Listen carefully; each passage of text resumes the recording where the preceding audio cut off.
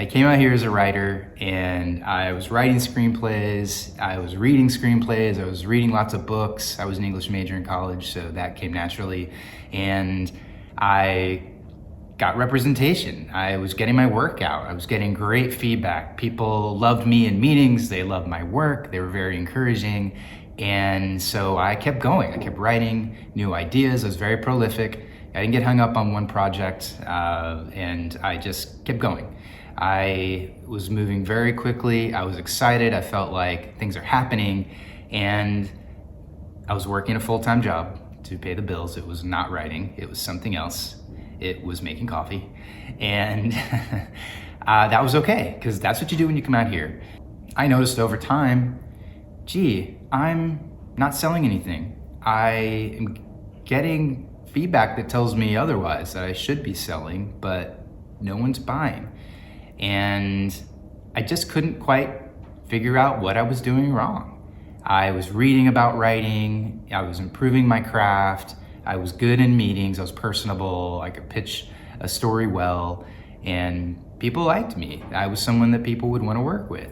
And yet, I just wasn't making it happen. I made a decision. It was a big decision. I took a risk, and it was the thing that literally changed everything for me as a writer. And that thing is I decided to start directing. The moment I started directing, everything completely changed for me. I started getting paid. I started getting hired for my writing. I was getting hired for my directing, my writing and directing, and I was part of a different conversation than I'd ever been a part of. And that's when I realized being creative out here is a business.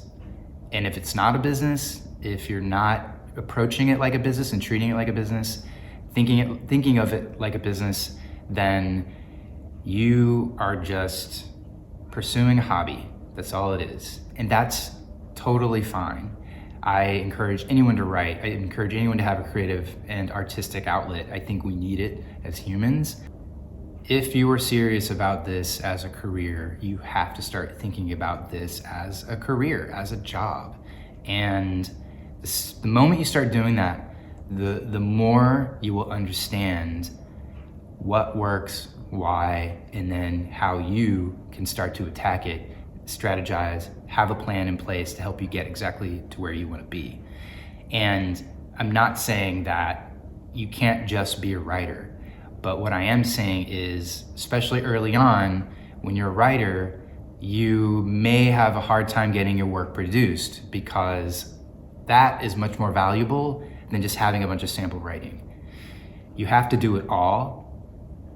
But when you direct, especially early on, even if that's not your calling, even if you aren't amazing at it, and no one will be at first anyway, you remove one of the barriers to getting your work made, because you make it.